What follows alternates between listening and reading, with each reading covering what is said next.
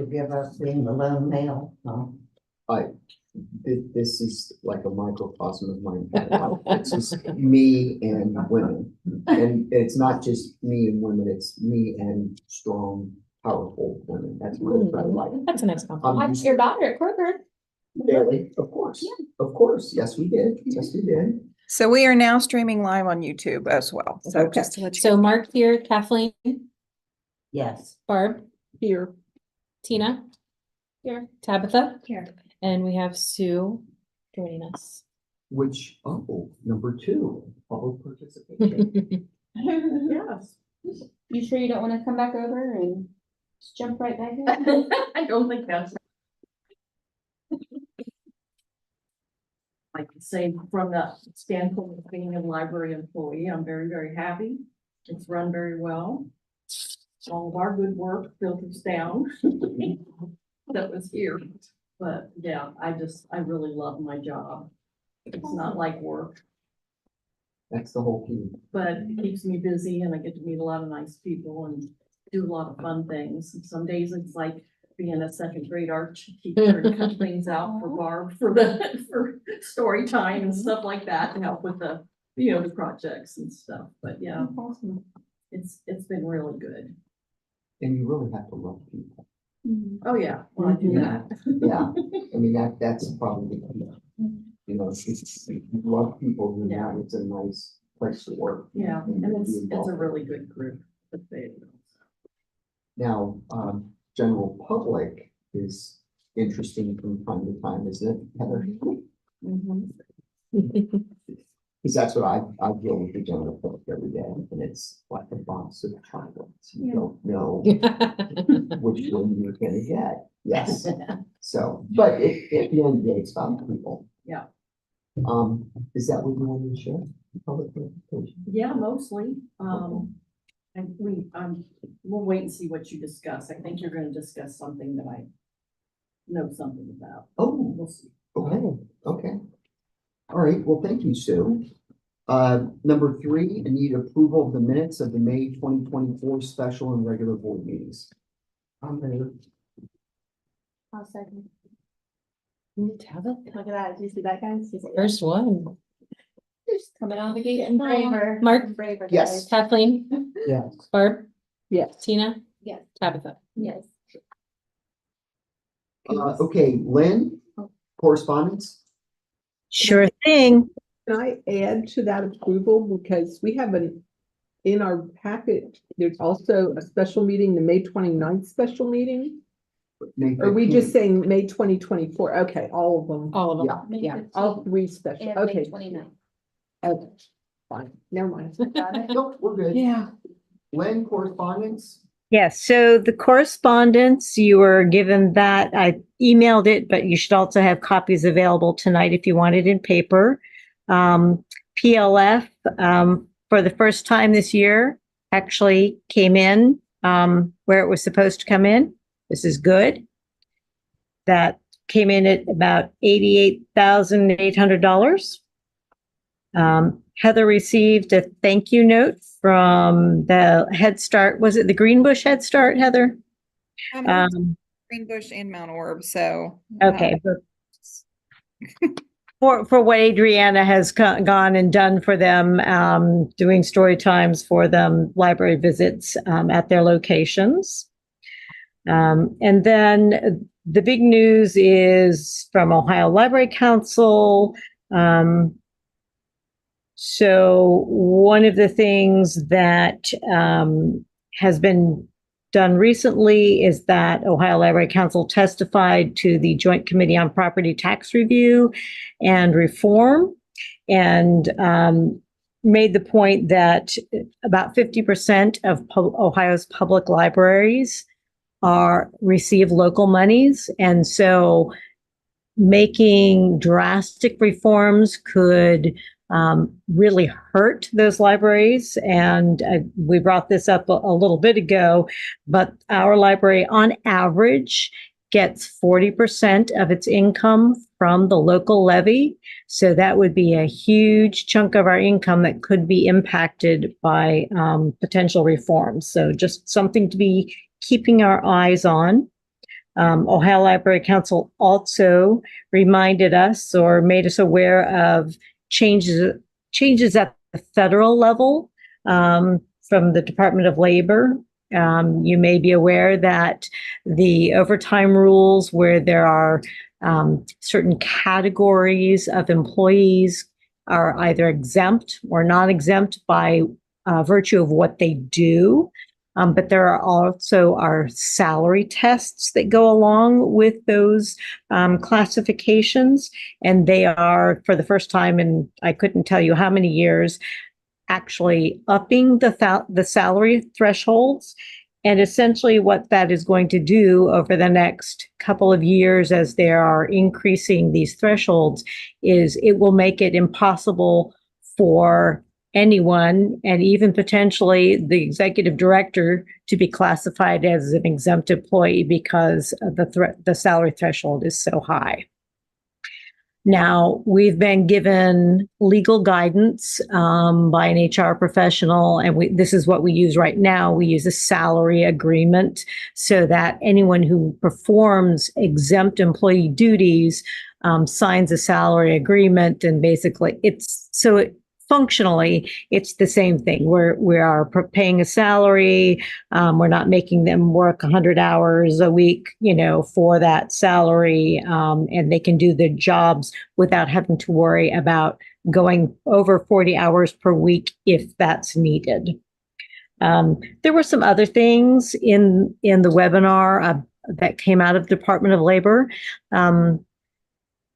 Changes to workplace harassment, essentially codifying that new transgender harassment rules, reminding us all that and clarifying that harassment is not just in person, but it can be virtual harassment as well. And so those are things we will need to be looking at our current policies and probably doing some updates of language because of those changes at the federal level. And then the last thing I want to mention here, because we will talk about it in the censorship portion of our meeting, is House Bill 622 that was introduced recently. Very dangerous potential piece of legislation. So that's all I've got to say now, and we'll talk about that censorship legislation in a bit. Thank you, Lynn. So we're on to Miss Sarah in the financial report. Okey-dokey. Appropriation summary report is the report that I normally start with, and I'm going to compare April to May. So salaries for the month of May, we were down $1,359. Employee benefits also down $906.67. Purchase and contracted services also down a significant amount of $12,665, and library material supplies, as you see a trend, was also down $521. So very similar. General month to date, we were down $15,456 compared to April and May. April was a big spending month. We were getting ready for SRP. May was kind of the calm before the storm, and now we are in the storm. So you will see that in June. Last page of this report, you'll see the total month-to-date expenditures out of all of our funds, 163,831. Overall, all our funds still down, but not as much as the general, down $8,757.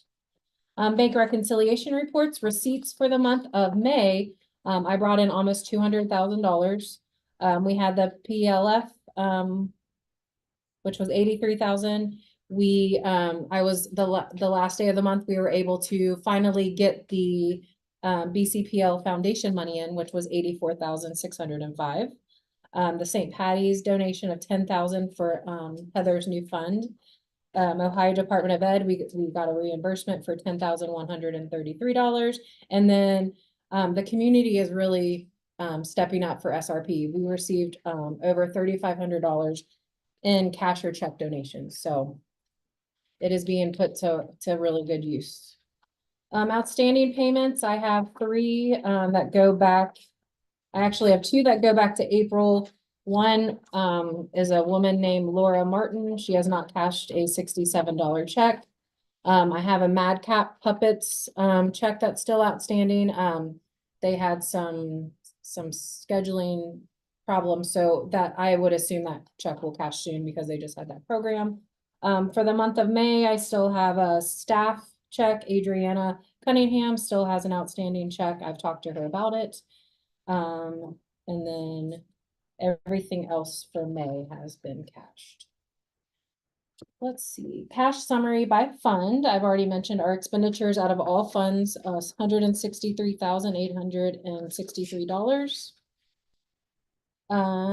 General fund cash flow. So these things are kind of repetitive. PLF for the month of May, $83,036.69. Other receipts, $3,577. So my revenue for the general fund for the month of May was $86,613. Salaries, $70,659. Employee benefits, $17,647. Library materials and services, $29,458. Total operating expenditures, $12,119. So if you look at the column from April, that's, you know, I've said we were down on in the first report. That's kind of where you can see, you can compare the two numbers. So general revenue, I mentioned 86,613. General fund expenditures, $129,884, bringing my bank balance for the general fund $771,878. May expenditure reconciliation reports, payroll, payments, 70,940. The two payrolls, the May 15th and the May 30th. May 15th had a couple extra days, 41,208. May 30th, 36,307. Board retirement, $10,852. Board Medicare, $1,087. Board Health, $5,782. You'll see those local taxes. Next month they'll be negative because tomorrow I'll be paying local taxes. Health insurance, employee out of pocket, $1,439, bringing the total expenditures $163,863.14. Payments, I have a lot of negatives at the top. I had some adjustments, a lot of Friends checks.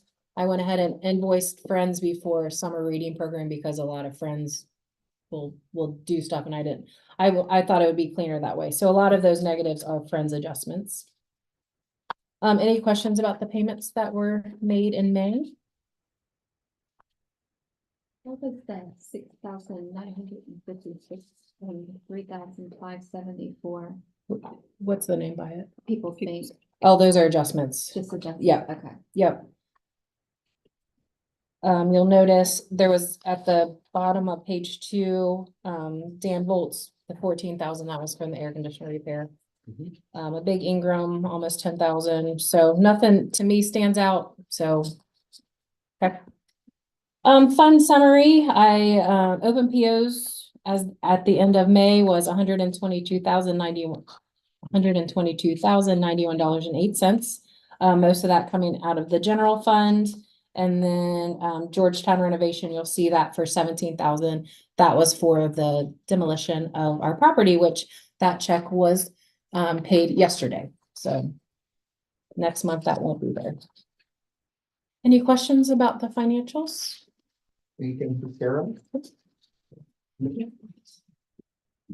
Then we need a motion to accept the financial and investment reports, approve paid bills, and accept donations. Okay, so Mark, Yes. Kathleen, Yes. Barb, yes. Tina, Yes. Tabitha. Yes. Okay, we need a motion to approve payments for year 2 of the biennial contract with the State Library of Ohio for interlibrary delivery services 7/1/24 to 6/30/25, totaling $21,785.61, which is your chartreuse line code. I'll move.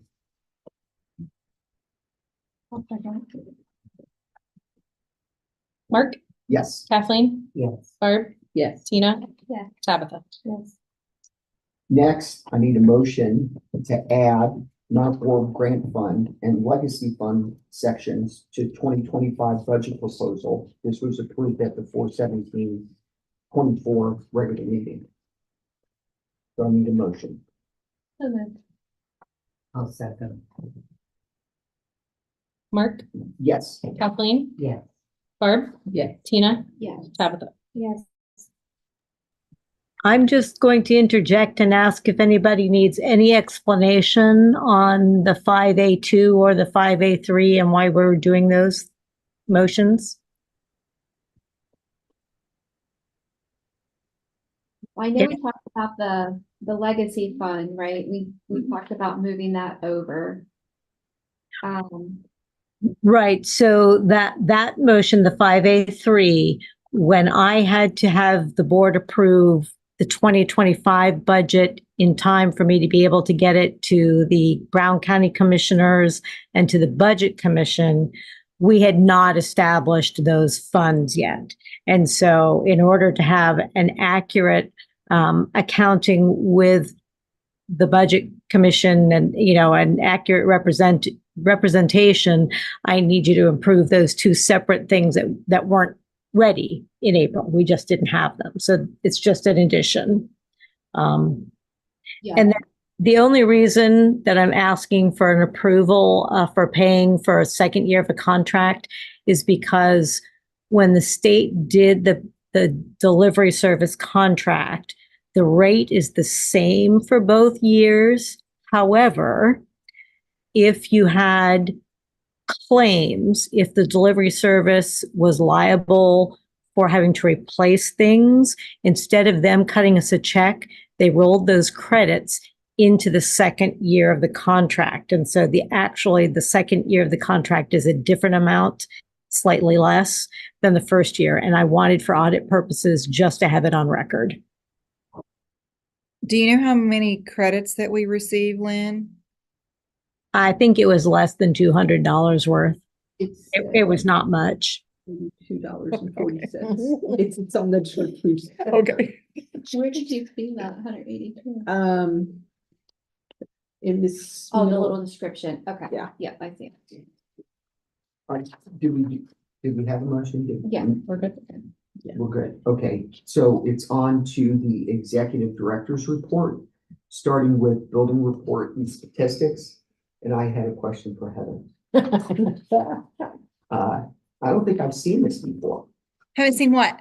It says Heather held book tastings. Yeah. I don't know what that is. A book tasting? Yeah, I've never heard that. So we take a selection of books from several different genres. So I'm trying to think of which one. Horror, because of course the kids love scary books. Yeah. Contemporary fiction, historical fiction, fantasy, just different genres. And we put a stack in the middle of the table and we give them a menu, and then they have time. So first we give them the chance to judge the book by the cover. So they look at the book and then they write like what they think the book's going to be about. If they think they might like it, then they get a couple minutes to read the inside of the book, like the description, the synopsis or whatever. So they do that. And then we give them time to open the book and read. So they have usually about, depending on how much time we have in the class, 3, 4, 5 minutes to read the book. And then they can decide whether or not they would like to continue reading the book, or if it's something that they would be like, no, I don't. So they're tasting the book. So That is so cool. Yeah. Wonderful. The But I've kids- never heard of that. No, the kids, they love it. Like, they love it. Very cool. So how long has this book tasting thing been going on? I did my first one, gosh, Tabitha, how long ago was that? It's been a few years. But I've done a almost few. four. We've done a Sixth grade. yeah. So So I've done them with the 5th grade, we've done them with 6th grade, we've done them with the 4th grade. We did it with the entire 4th grade class. But you're always calling it A book tasting. Well, we did speed dating too, with like the older kids, we did speed dating. So then they were like, oh yeah, I like it. Tablecloths Yeah. and everything on the table. Yeah. So it looked like a little restaurant. It was really cool. The Yeah. kids loved it. Yeah, that Loved it. sounds neat. And if you follow us on Facebook, Mark, you would see pictures also from Jessie. She just did one for her teen book club here at the library, and it was Starbucks. And she had like Starbucks cups and like cook it, whatever. And then she It did was so cool. it was, yeah, she said she's doing that with her book club next year because the kids just because it's Starbucks was like amazed by it. So it's a lot of fun. Heather, for the record, 5 years ago, I gave up on Facebook, Mark, but I do Twitter or X, LinkedIn. That's it. no Instagram No either. Yeah. TikTok, no Instagram, Oh, sorry. Insta. My Twitter got stolen from somebody in Mexico. And I reported it and I still never got it back. Okay. It's like, okay. But, and you know, actually, someone did hack my Facebook. They did. I mean, that was after I quit and gave up. Yeah. So, all right, anybody else have any questions regarding the building report? I just want to point out that a lot of the things that you see for all of the branches couldn't take place without the support of our friends groups. So just a huge, huge shout out to all of our library friends for, really working hard to raise funds so that they can allow us to do things we can't do with the library's operating budget. How is the reading program going? Do you have like a total count for all 4 branches? Like how many kids are enrolled? No, because they're still enrolling They're still daily. enrolling? They're still in, I mean, Okay. we were only in week 2. So Right. we'll probably have people enroll all the way up to week 5. So here at Mount Orb, we're over 200. I think we had last year, I think we ended like with 195. So you've already beat that. We've already beat Wow. last year's. So And I think right now on Beanstack, we've already beat the people participating in Beanstack from last year too. the more people So, using the app. Yes, And we figured that would happen. Like we would hoped it would. Yeah, like, it would absolutely. continue to Yeah. Catch on. That's awesome. Thank you, Heather. Thank you. Anything else for the report? Are we good? Lynn, statistics? Sure. So you'll see maybe a little bit of a registration uptick, and that's because the people who are signing up early for summer reading program are getting library cards and that kind of thing. But really, next month at the July meeting, when we see the June statistics, you'll see probably the bulk of the group that would need to get library cards related to participating in summer reading program. We'll see a couple solid weeks worth of summer reading program events. You'll also actually see a couple of those events in the May statistics because there were some kickoff events in May itself. The one thing I'd like to point out about the chat statistics is the question from the young person about volunteer opportunities at the library, which included a question about whether the volunteer positions were paid. And so for those of us who are of an older generation and think that, it's an obvious definition that volunteer means you're just doing it because you love to do it and there's no money involved. That's a very legitimate question from someone who's not yet been through those, jumped through those hoops. And then next month, you will receive a bigger packet of statistics because you'll get half year's worth of all of the different things we keep track of on a regular basis anyway. But I'm open to any other questions you might have. Any questions for Lynn on statistics? No, Lynn, I think we're good. And the madcap puppets It was awesome. park. which is probably a perfect stage. Yeah, we did it last year and we had 185. We did it this year and we had 247. Wow. Wow.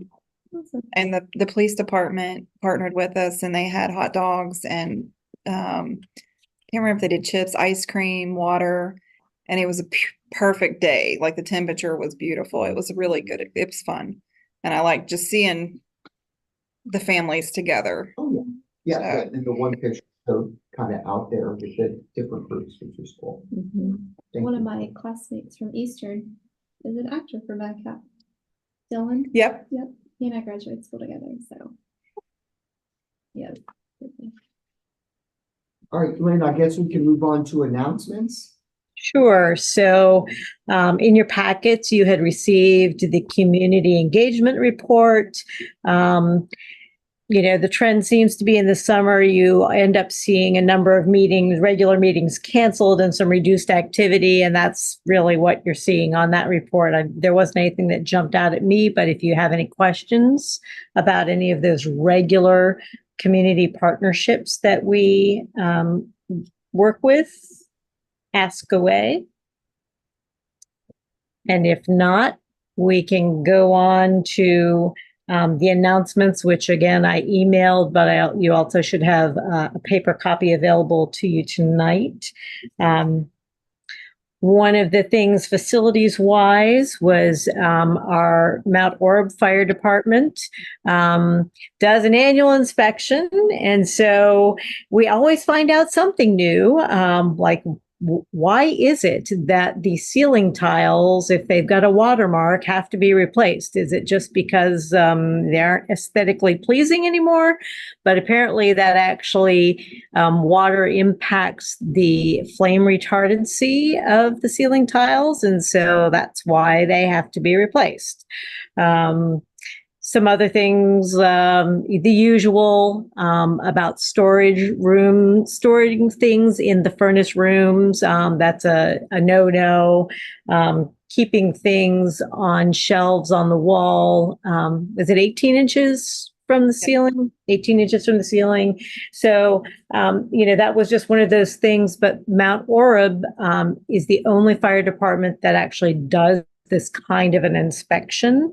It would be really to our benefit if all of our local fire departments did it, but we have volunteer fire departments and they can only do so much. So we take some lessons from Mount Orab and we try to apply them at all of our other buildings as well. The only other thing that is on that list, I think, in the money list, number 3E, and Sarah mentioned this, that as of now, all of the old library foundation accounts are closed. All of the money is now in the library's account in the legacy fund. And so we have no more loose ends to tie up where that is concerned. And it was really nice to see almost $85,000 going into that fund for helping to support our future. Some other things on the announcements list, and again, Sarah mentioned this, that the check had been cut to Dale Bonar, who did the demolition of 204 West Grand Avenue. The house is down. It's been graded and seeded and strawed. So now we're just waiting for some grass to grow. They did find 2 semi-filled cisterns while they were doing the demolition. And so they ended up having to bring in some additional clean fill to replace those. And so that's why the final cost is a couple $1,000s more than the original estimate, which of course we knew that it was the estimate, or the quote was a base quote, and that if there were going to be any significant additional things that would have to be done, it would cost a little bit extra.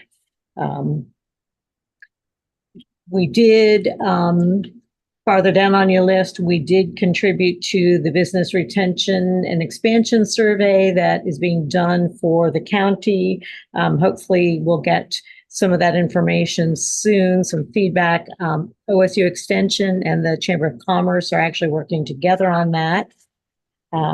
Heather talked about summer reading program and also the summer feeding program. So it was really nice that even though Mount Orab did not qualify from the economic standards that were set for the program, they were at least once afforded some some food, some meals to pass out. Hopefully, reapplying, it'd be great if we could just cross out whatever number we asked for and reduce it by however many they've already delivered and just resubmit the same application each time. But, it is what it is. So I think that's it, unless anyone had any questions about anything that was on your announcements sheet. I just, out of curiosity, how does the meals work? Cause it says it's like a week's worth. Is it just It's actually 5 days worth. They're shelf for stable one person or? per child. So it's for kids 0 to 18. Okay, So they can come in and pick up a bag, and it has 5 shelf stable meals. So that includes like shelf stable milk. So they have to hit all the food groups.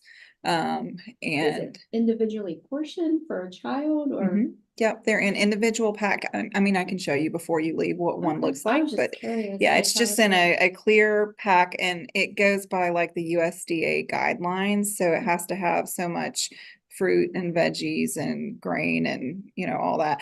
It's really, we almost kind of call them snack packs when we talk to the kids, because there's like beef sticks and multigrain crackers It's like a and full meal. yeah, it's not really, but I mean, if you're hungry, Right, it's food, it's right, yeah. food. Yeah, but Yeah. it's giving Yeah. nutrition. That's So awesome. Okay. Yeah. Yeah, I just didn't know how that. I was Yeah. curious. I'll show you a pack Yeah, before you leave. Yeah, it was really nice. It was hard for us to do this before the pandemic because, oh my goodness, the requirements. You had to have refrigeration, you had to take the temperature of something every so often. They could only come between, was it a half an hour time span, an hour? They had such a small window and they had to come every day. And, we know that transportation is one of the barriers that we have in this county. And so it's expecting the kids who need the food to get to the library between whatever, 11:30 and 12:30 every day to get something to eat. And they would have to consume it on premises. They could not take anything with them. So much waste, because if they didn't eat it, Right. then it had to be left here. So there were many years we didn't participate because it was not worth all that effort. But the pandemic, almost every one of those requirements were waived, and we could distribute them once a week. And so they're finally, I think, finding some tweaks. They're finding a better balance with what the requirements are. Although we still are scratching our heads over why Mount Orab didn't qualify, from the economic standpoint, but I believe that what we came up with was that they looked at eligibility by census tract rather than strictly by school lunch numbers. And our library is near some census tracts where there are not such poverty issues. And we are lucky because those guidelines have kind of been waived about the eating in here Right. because we're rural. So if we didn't live here, if our geographic location was just a little bit different, then it would be the same where they had to come here and they would have to eat here. Oh my Yes. goodness, wow, So we qualified for that. yeah. That's all I've got on the announcements. Okay, thank you, Lynn. Yep. So C, committee reports, but there were no committees, so we'll move on there. Okay, number 6, the day we all knew would arrive. Ooh, censorship. Woohoo. 2 House bills, Lynn. So there are 2 bills in the House of Representatives in Ohio. that impact libraries. And I believe we've talked about House Bill 556 before. That's the one that is focused on school libraries, school librarians and teachers that would, it could involve criminal charges if you are allowing the wrong materials to get into children's hands. It was nice to see that the governor's not supportive. There was only one sponsor to this particular bill. My information says that the sponsor, even within his own political party, a fellow legislator said about this bill that this is crazy, that it was absurd. And essentially, Ohio Library Council has said, it's a distraction. Typically, we know that bills that are presented in the legislature for consideration, they have more than one sponsor, right? There are co-sponsors. I mean, that's a good way to get something passed, is to have a whole bunch of people sign off on it while it's being presented. But this only had one sponsor. I have not looked to see whether it's actually gotten a hearing in any committees, but as of late May, it had not even been put on a committee on their agenda to talk about. Now, House Bill 622 is more recent. I believe it was June 3rd that this one came out. Again, there's only one sponsor for House Bill 622, but this bill focuses on public libraries. And that's why we need to pay special attention and be aware of what is included in this bill. You may have actually seen some information about this if you got the trustee newsletter from Ohio Library Council, but essentially, some of the problems with this, they want libraries to have policies about providing materials to minors. Okay. That in itself is not so much of an issue, but because it brings in Ohio Revised Code about things that are defined as harmful to minors, and it suggests that libraries are going to have to conceal materials that meet those definitions. Think brown paper wrapper around books, or putting them behind, walls, so you can only see a very top of the edge of a book, but making sure that minors could not inadvertently see things that fall into these categories. And it would allow citizens to file complaints, which the state library would then have to investigate. And if those complaints were upheld, the counties could withhold our public library funding until we made corrections to whatever the problem was. So immediately, I'm just thinking of the logistics. Who's going to define where it fits into the harmful to minors code? How are libraries going to possibly cover up things that could be harmful to minors so that minors couldn't inadvertently see them? I don't know if the concept in these people's heads is that juveniles can only go in one part of the library and are never going to pass past places that are going to have things that are meant for adults. Lots of problems with this, but again, only one sponsor.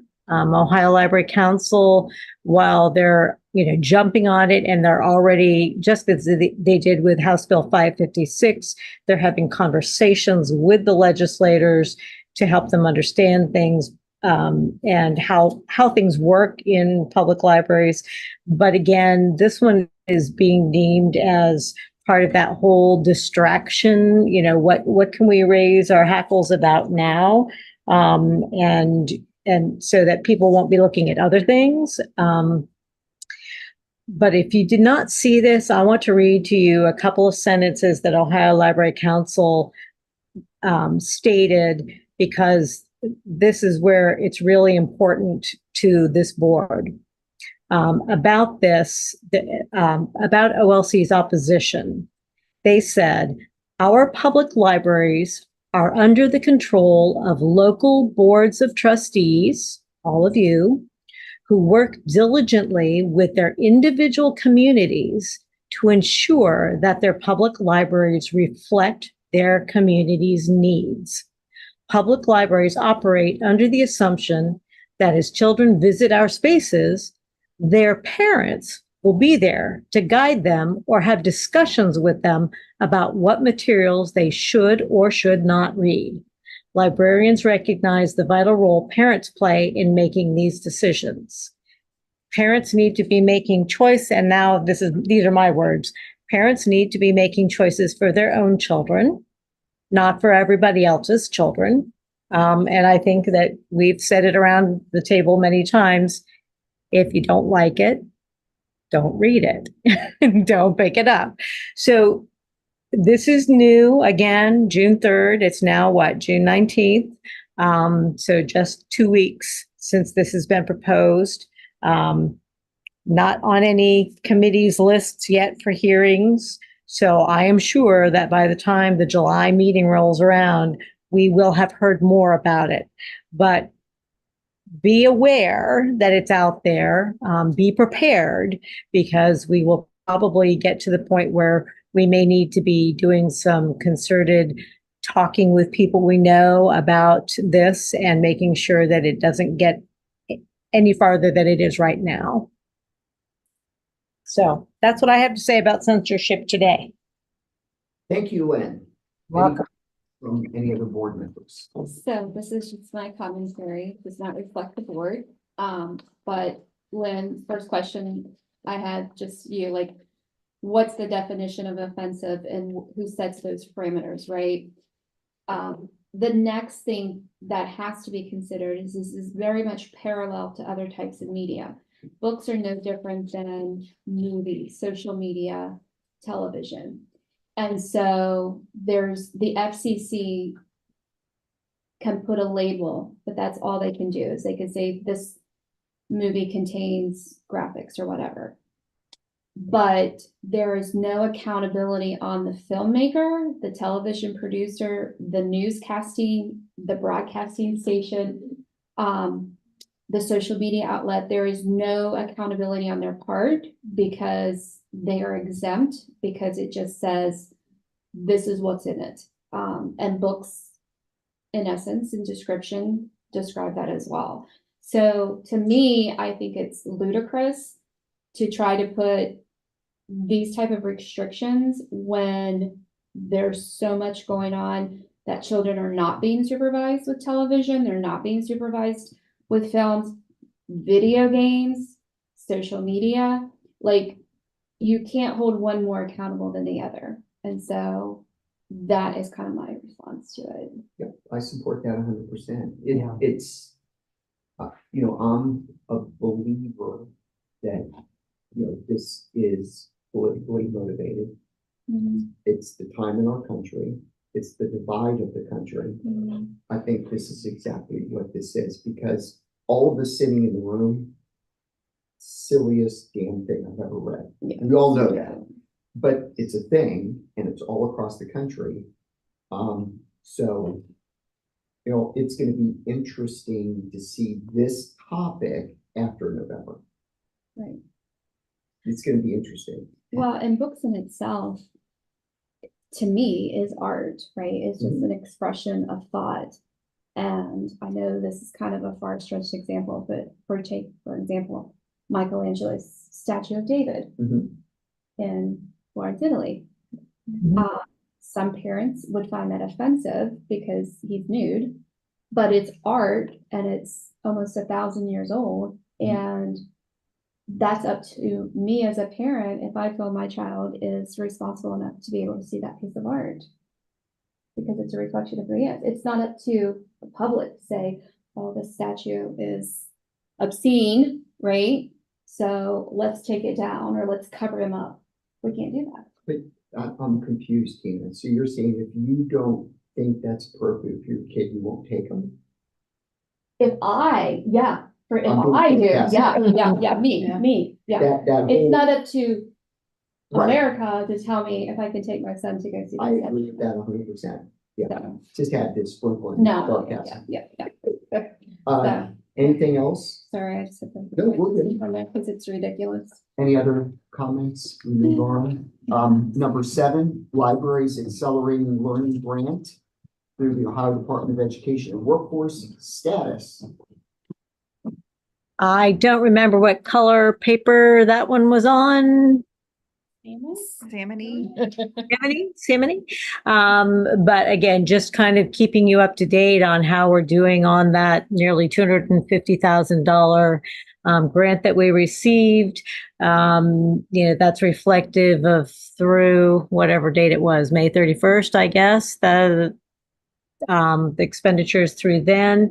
And we're working really hard to spend all the money. There have been several more materials orders, and our big spend is actually right now because a lot of the wages started with the summer, the outreach, the interns program.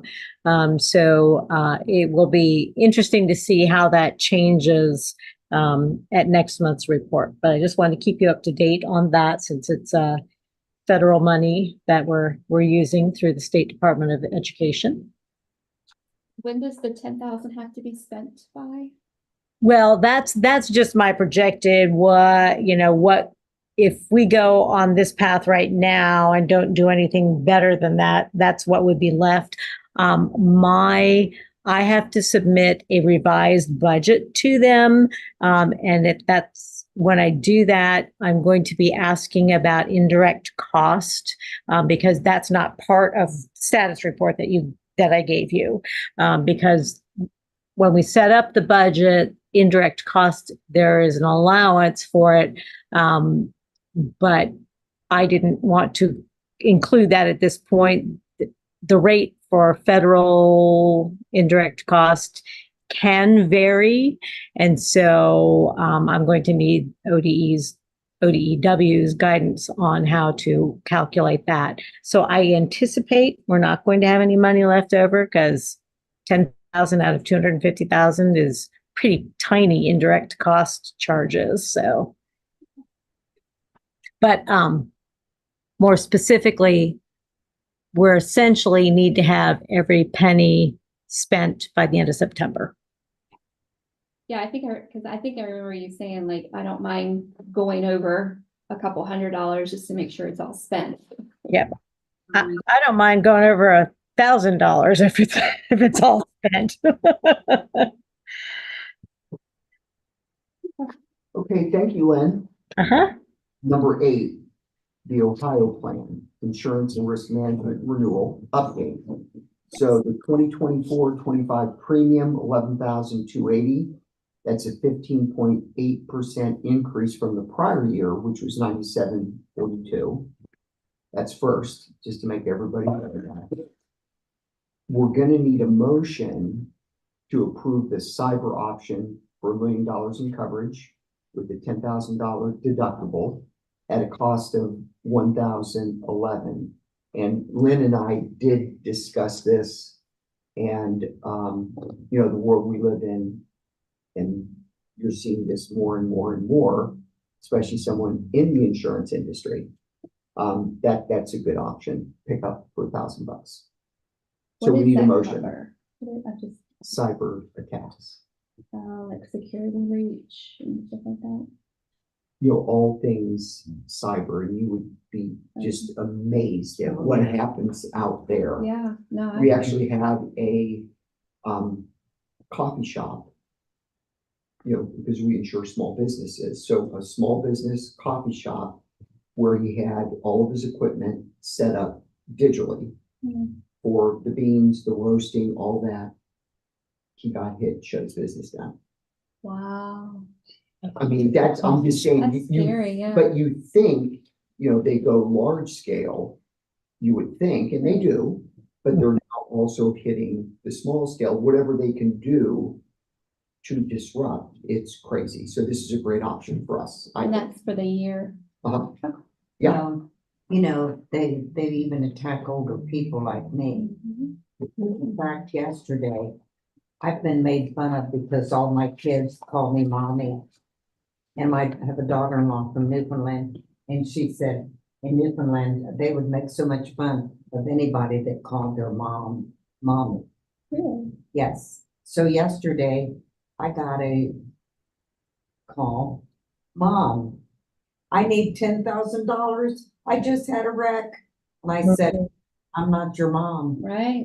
Ah, good answer, Kathleen. Good answer. I only go by mommy. I didn't Right. tell him that. I love that. I love that. Okay. Do We need a move? motion.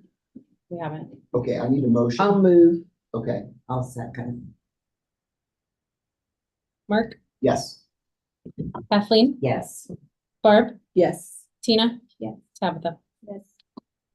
Okay, Thank you, Mark, because I was kind of a little bit worried about that one, but. oh yeah, it's a good thing. I'm glad when it popped up. Good. Yeah. Good. Number 9, succession planning, consultant update. So I called both of the consultants that the board had interviewed. And I had a nice conversation with Reagan from the Northeast Regional Library System and gave her some feedback, some positive things that you all said. And I called Andrew from OhioNet, and he is going to tweak his proposal some based upon some of the things that we wanted to change. For example, he had proposed a 7-hour board retreat, a full day, and we had already committed to a half-day retreat. So that was one of the things. We wanted to add up to a half a day with staff and working with them and helping do the visioning and the strategizing with them. We wanted to add some support for doing the stakeholder interviews. And also I wanted to ask about the software for tracking. So he is working right now on doing that. I've actually asked him to be available on August 8th for our manager meeting so that he can do an overview of the whole process with our management team. And we'll be doing some things like looking at who needs to be on the task force, the actual working group, because he recommends that we have a variety of staffing levels represented in that. So everything's going well. I don't have yet that tweak of the proposal to tell you what the new dollar amount will be. I encouraged him to be really flexible. And he actually said, well, there are a couple of ways we could play this out. And so he will put in the new proposal the things that are set and then write in a line that indicates that when we decide how we want a couple of these other things to play out, we will agree upon the specific line item amounts for those things. Obviously, we are going to be keeping a close eye on the amount that the board approved for the total contract when it comes to that. So I'm really excited about this, and we'll be jumping into it at the end of the summer. Exciting. Thank you, Lynn. You're welcome. Number 10, motion to approve disposal of property, which is yellow. So moved. I'll second.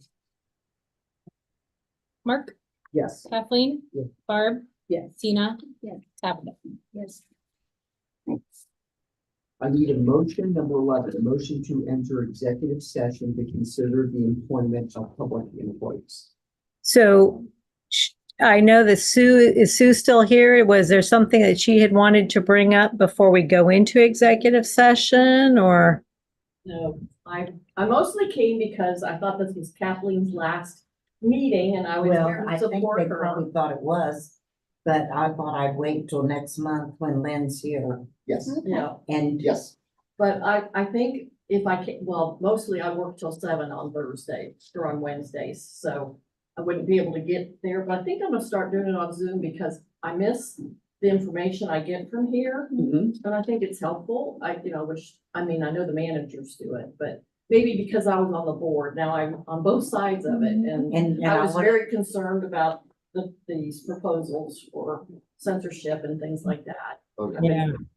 On that, so, it just gives me a more rounded view of being a good employee. Fabulous, fabulous. Lynn, thank you all for the treats, but don't you have workers here that would enjoy those tomorrow? Oh, yeah, they'll enjoy it. Yeah, with. Kathleen, are you saying you don't want to take cupcakes home? Yeah, she does not. No, okay. Yes. And I'll see you on Zoom. Okay. Wonderful. Bye. Okay, I'm going to go ahead and stop